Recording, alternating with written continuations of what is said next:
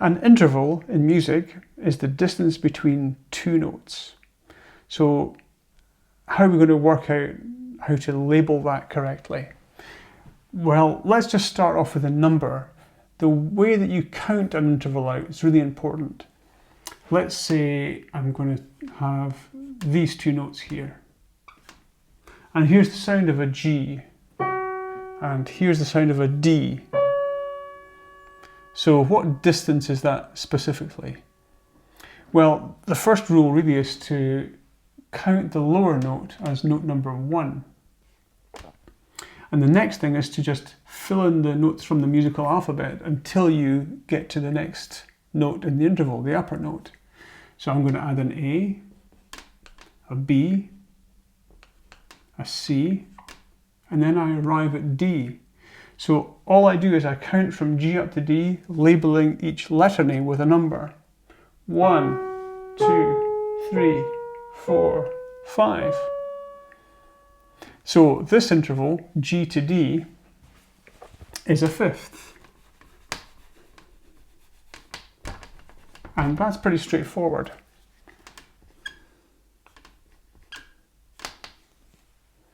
What happens when I change the kind of G?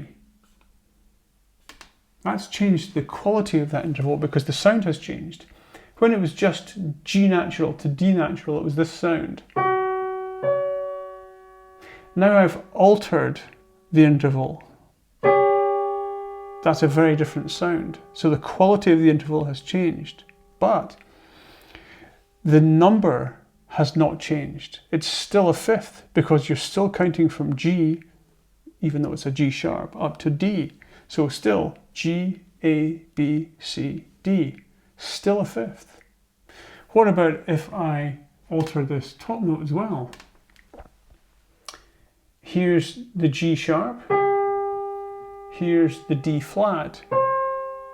Again, it's changed very much in terms of how it sounds, but when we count that interval, G, A, B, C, D, it doesn't matter if this is a sharp, or if this is a sharp, or if this is a flat, or this is a natural.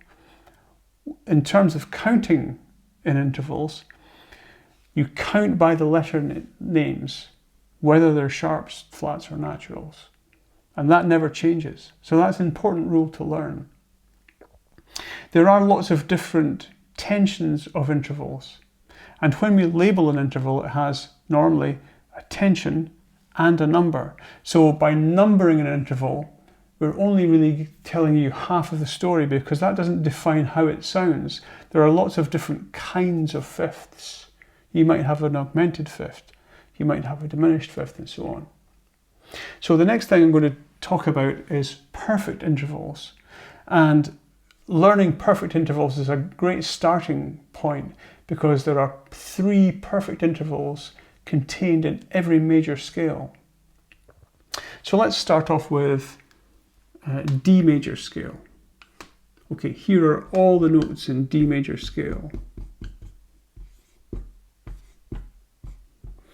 If you're not familiar with the key signature of D major, or if you're not sure what the notes are in the scale, don't worry about that. That's not the most important thing here. Within a major scale, there are very recognizable sounds. And the ones that I'm interested in at the moment are the perfect interval sounds. So if I play you these 2 notes together, you might recognize that as being an octave or an eighth. Either label is correct. I know it's 8 notes because if I count 1 from here, I'm going 1, 2, 3, 4, 5, 6, 7, 8. And I get to the 8th. So the number for that interval is an 8th. It has a very pure sound, and that same quality of sound can be found when we play a fifth.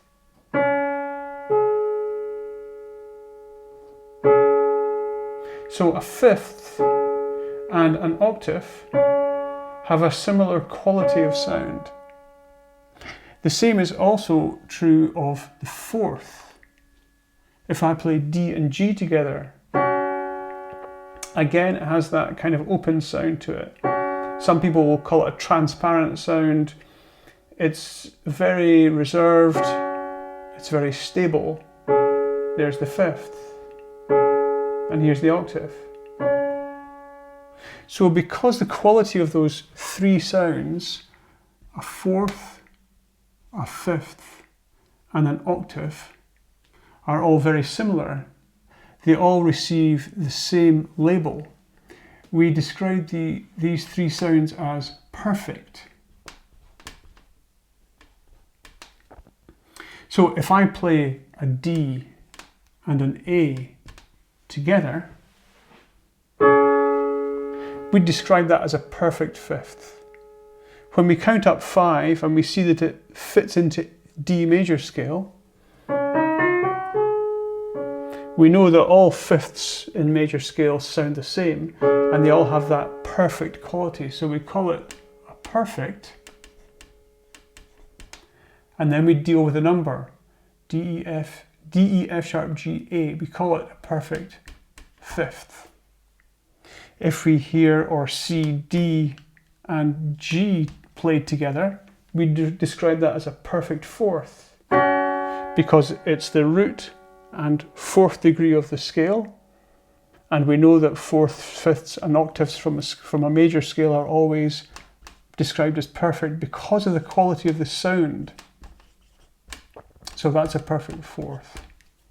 And if we heard D and D an octave away, we would call that a perfect eighth or octave.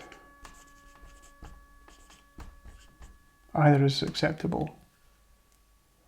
So the important thing here is not that we're working in D major.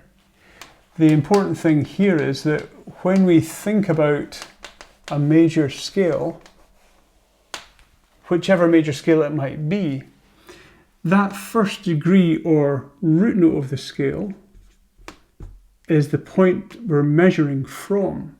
And if we count up root, second, third, fourth, then the sound of the fourth and the root played together will be a perfect sound. The sound of the root and the fifth played together will be a perfect sound. Then we keep counting. Sixth, seventh. When we get to the octave or eighth, the sound of the root and the eighth played together is also a perfect sound. So it's not about D major, it's about this structure that we can use to measure intervals. We can measure the way they sound and their distance apart.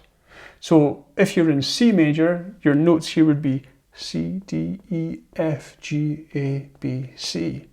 And if you're in G major, your notes would be G, A, B, C, D, E, F sharp, G. This is always true, whatever the major scale is. So in major scales, a root and the fourth degree played together make the sound of a perfect fourth. The root and the fifth together make the sound of a perfect fifth. And the root and the octave played together make the sound of a perfect octave or eighth.